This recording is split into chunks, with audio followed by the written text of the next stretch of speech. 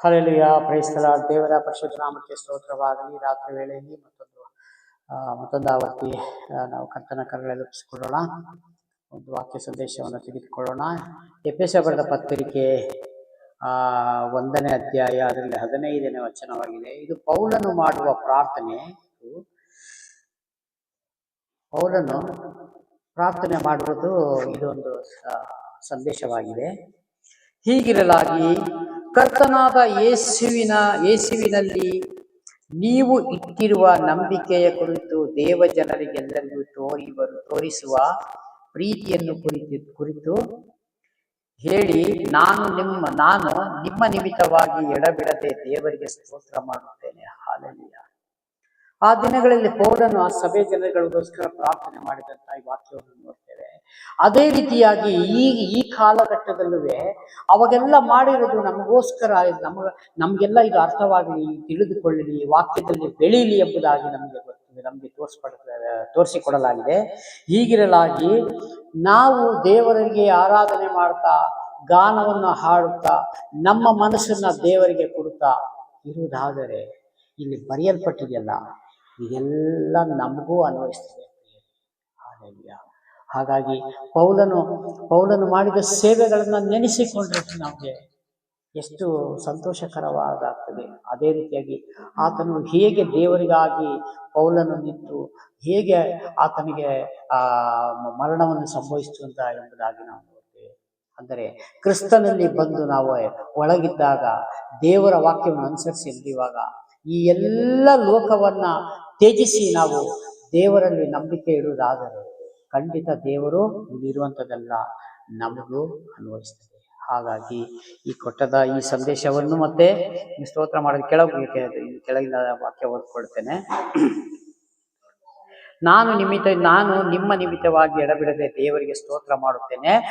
ನನ್ನ ಪ್ರಾರ್ಥನೆಯಲ್ಲಿ ನಿಮಗೋಸ್ಕರ ವಿಜ್ಞಾಪನೆ ಮಾಡಿ ನಮ್ಮ ಕರ್ತನಾದ ಯೇಸು ಕ್ರಿಸ್ತನ ದೇವರು ಪ್ರಭಾವ ಸ್ವರೂಪನಾದ ತಂದೆಯಾಗಿರುವ ಆತನಿಗೆ ತನ್ನ ವಿಷಯವಾಗಿ ತಿಳುವಳಿಕೆಯನ್ನು ಕೊಟ್ಟು ದೇವರಿಗೆ ಗುಪ್ತವಾದದ್ದನ್ನು, ಸತ್ಯಾರ್ಥಗಳನ್ನು ತಿಳಿಸುವುದಕ್ಕೋಸ್ಕರ ಜ್ಞಾನವುಳ್ಳ ಆತ್ಮವನ್ನು ನಿಮಗೆ ದಯಪಾಲಿಸುವುದು. ಇದೆಲ್ಲ ದೇವರಲ್ಲಿ ನಾವು ಬೆಳೆದು ದೇವರ ವಾಕ್ಯದಲ್ಲಿರುವುದಾದರೆ ನಮಗೆ ಪವಿತ್ರಾತ್ಮರ ಸಹಾಯ ಸಿಕ್ಕಿ ಜ್ಞಾನವನ್ನು ನಮಗೆ ಕೊಡ್ತಾರೆ, ಭೂಮಿ ಮೇಲೆ ಹೇಗೆ ಬದುಕಬೇಕು ಎಂಬುದಾಗಿ. ಹಲ್ಲೆಲೂಯಾ. ಹೆಚ್ಚಾಗಿ ದೇವರಲ್ಲಿ ಬೆಳೆದು ಆತ್ಮಸ್ವರೂಪನಾದ ದೇವರಿಗೆ ಆರಾಧನೆ ಮಾಡುವಾಗ ವಾಕ್ಯಕ್ಕೆ ವಿರೋಧವಾದ ನಡತೆ, ಮಾತುಗಳು ಎಲ್ಲವನ್ನು ತ್ಯಜಿಸಿ, ಅಂದರೆ ಈ ಲೋಕವನ್ನು ನಾವು ತ್ಯಜಿಸಿ ಪರಲೋಕದಲ್ಲಿ ಭಾವವುಳ್ಳವರಾಗಿರ್ಲಿ, ಕ್ರಿಸ್ತ ನಂಬಿಕೆಯನ್ನು ದೃಢವಾಗಿ ಹಿಡಿದುಕೊಳ್ಳಿರಿ. ಹಾಲೆಲೂಯಾ. ಈ ರೀತಿಯಾಗಿ ನಮಗೆ ಇದು ವಾಕ್ಯ ಸೂಚನೆಯನ್ನು ಕೊಡ್ತಾ ಇದೆ.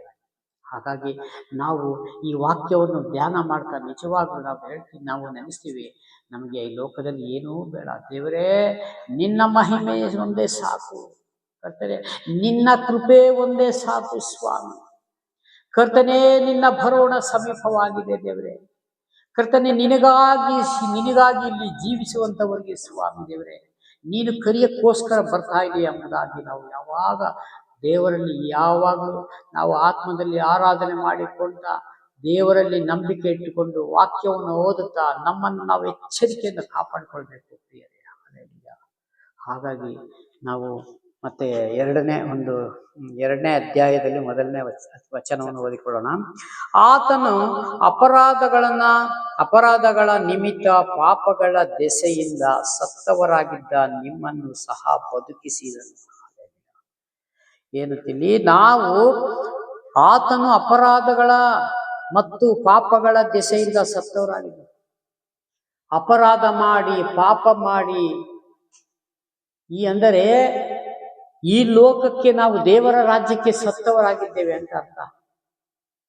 ಪಾಪದಲ್ಲಿ ಇರುವುದಾದ್ರೆ ನಾವು ಪರಲೋಕ ಹೇಗೆ ಹೋಗ್ತಿದ್ದೇವೆ? ಆಗೋದಿಲ್ಲ. ಅಲ್ಲಿ ನೀತಿವಂತರಿಗೆ ಮಾತ್ರ ಸ್ಥಳ ಇದೆ. ಸುಳ್ಳು ಹೇಳಬಾರ್ದು, ಸತ್ಯವನ್ನೇ ಆಡಬೇಕು. ಪ್ರತಿಯೊಂದು ನ್ಯಾಯಾಧಿಪತಿ ನೋಡುವಂತವರಾಗಿದ್ದಾರೆ. ಹಾಲೆಲೂಯಾ. ಆ ನ್ಯಾಯಾಧಿಪತಿ ಕಣ್ಣಿಗೆ ನಾವು ಎಲ್ಲಿ ಮರೆ ಮಾಡಲಿಕ್ಕೆ ಆಗ್ತದೆ? ಸಾಧ್ಯವೇ ಇಲ್ಲ. ನಮಗೆ ಮರೆ ಇದೆ. ಒಂದು ಮನೆ ಇರ್ಬೋದು, ಪ್ರತಿ ಒಂದು ಜಾಗದಲ್ಲಿ ಒಳಗೆ ಬಂದು ನಾವು ಲಾಕ್ ಮಾಡಿದ್ರೆ ನಾವು ಇನ್ನೊಬ್ಬರಿಗೆ ಕಾಣುವುದಿಲ್ಲ, ಒಳಗಡೆ ಸೇಫ್ ಆಗಿರ್ತೀವಿ. ಆದರೆ ದೇವರಿಗೆ ಯಾವುದು ಮರೆಯಿಲ್ಲ ಪ್ರಿಯರೇ. ಹಾಲೆಲೂಯಾ.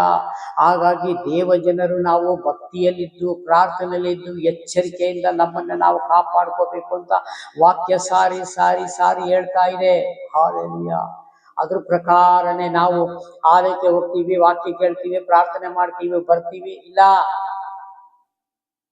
ಇದ್ರ ಪ್ರಕಾರ ಜೀವಿಸಬೇಕು. ಯಾಕಂದ್ರೆ ಮತ್ತಾಯ ಸುವಾರ್ತೆ ಓದಿದ್ರೆ ಗೊತ್ತಾಗ್ತದೆ. ಪರಲೋಕದ ತಂದೆ ಚಿತ್ತ ಮಾಡಿದ್ದೀರಾ ನೀವು ಅಂತ ಕೇಳ್ತಾರೆ. ಸ್ವಾಮಿ, ನಾನು ಚರ್ಚಿಗೆ ಹೋಗಿ ಬಂದೆ, ನಾನು ಲೈನಲ್ಲಿ ಕೂತಿದ್ದೆ, ನಾನು ಕಾಣಿಕೆ ಹಾಕಿದೆ, ನಾನು ದಶಂಭಾಗ ಹಾಕಿದೆ, ತುಂಬಾ ಪ್ರೇಯರ್ ಮಾಡಿಸ್ಕೊಂಡಿದ್ದೀನಿ ಪಾಸ್ಟ್ ಹತ್ರ, ಮನೆಗೆಲ್ಲ ವಿಸಿಟಿಂಗ್ ಬಂದಿದ್ದಾರೆ. ಹೌದು, ಇದೆಲ್ಲ ಸರಿ. ಆದ್ರೆ ಪರಲೋಕದ ತಂದೆ ಚಿತ್ತನ್ನು ನೀನು ಮಾಡಿದೀಯಾ? ಇಲ್ಲ. ಮಾಡಿದ್ದೀನಿ ಅಂದ್ರೆ ದೇವರು ತೊಂದರೆ ಇಲ್ಲ, ಪರಲೋಕ ರಾಜ್ಯ ಸೇರಿಸ್ಕೊಡ್ತಾರೆ. ಆ ಟೈಮಲ್ಲಿ ನಾನು ಮತ್ತೆ ಬೇರೆ ಆಪ್ಷನ್ ಇಲ್ಲ ಪ್ರಿಯ. ಹಾಗಾಗಿ ಇಲ್ಲಿ ನಾವು ನಿರಪರಾಧಿಯಾಗಿ ಕಂಡು ಬರಬೇಕು. ದೋಷ ಇಲ್ಲದವನು, ಪಾಪ ಇಲ್ಲದವನು. ಅದಕ್ಕೆ ಇಲ್ಲಿ ವಾಕ್ಯ ಕೊಡ್ತಾ ಇರೋದು, ಈಗ ಬದುಕ್ರಿ ಏತ. ಇಲ್ಲಿ ಓದ್ಬಿಟ್ಟು ಯಾವ್ದೋ ಮೂಲೆಯಲ್ಲಿ ಇಡೋದಲ್ಲ ಪ್ರಿಯ, ಅದೇನು ಉಪಯೋಗ ಇಲ್ಲ. ಅದು ಓದಿದ್ರು ಅಷ್ಟೇ, ಓದಿಲ್ಲ ಅಂದ್ರೂ ಅಷ್ಟೇ. ಅವಾಗ ಇದು ಓದಿ ಧ್ಯಾನಿಸಿ, ದೇವರೇ ಅರ್ಥ ಆಗ್ಲಿಲ್ವಾ ಸ್ವಾಮಿ ಹತ್ರ ಕೇಳಿ, ಸ್ವಾಮಿ ನನಗೆ ತೋರ್ಪಡಿಸು, ನನಗೆ ಜ್ಞಾನವನ್ನ ಕೊಡು, ನಿಮ್ಮ ಪವಿತ್ರಾತ್ಮರು ಸ್ವಾಮಿ ದೇವರೇ ನನ್ನೊಳಗೆ ವಾಸ ಮಾಡಲಿ, ಎಲ್ಲಾ ವಿಷಯಗಳಲ್ಲೂ ದೇವರೇ ವಾಕ್ಯವನ್ನು ನನಗೆ ಕಲಿಸಿಕೊಡಲಿ, ನನ್ನನ್ನು ಸತ್ಯದಲ್ಲಿ ನಡೆಸಲಿ ಎಂಬುದಾಗಿ ನಾವು ಪ್ರಾರ್ಥನೆ ಮಾಡೋದಾದ್ರೆ ಖಂಡಿತ ದೇವರು ನಮ್ಮನ್ನ ಎಲ್ಲರಿಂದ ಬಿಡಿಸಿ, ಅಷ್ಟೇ ಅಲ್ಲ, ಇಲ್ಲಿ ಈ ಭೂಮಿ ಮೇಲೆ ಯಾವ ಪಾಪಗಳಿದ್ದರು, ದೋಷ ಬಿದ್ದರು, ಅಪರಾಧಗಳಿದ್ದರು, ರೋಗ ಬಿದ್ದರು, ಕಷ್ಟದಲ್ಲಿದ್ದರು ಎಲ್ಲದೂ ಸ್ವಾಮಿ ಮಾಡಿಸೋರಾಗಿ. ಕೊಟ್ಟಂತ ಸಂದೇಶಕ್ಕಾಗಿ ಸ್ತೋತ್ರ ಮಾಡಿಕೊಳ್ಳೋಣ. ಚಿಕ್ಕ ಪ್ರಾರ್ಥನೆ. ಪ್ರೀತಿ ಸ್ವರೂಪನಾದ ದೇವರೇ, ರಾಜಾಧಿರಾಜನೇ ಯೇಸು ಸ್ವಾಮಿ, ನಮಗೆ ಮಹಿಮೆಯಾಗಲಿ. ಸ್ತುತಿಗಳ ಮಧ್ಯ ವಾಸ ಮಾಡುವ ದೇವರೇ, ಮಹಿಮೆ ಅರಸನು ನೀವು ಸ್ವಾಮಿ. ಪ್ರಾರ್ಥನೆ ಕೇಳಿದಕ್ಕಾಗಿ ಸ್ತೋತ್ರ. ಯೇಸು ನಾಮದಲ್ಲಿ ಎಲ್ಲವನ್ನು ಬೇಡಿ ಹೊಂದುತ್ತೇನೆ, ಜೀವವುಳ್ಳ ಪರಲೋಕದ ತಂದೆ, amen. Praise Lord. God bless you. ದೇವರೆಲ್ಲರನ್ನು ಆಶೀರ್ವದಿಸಲಿ. ಆಮೆನ್.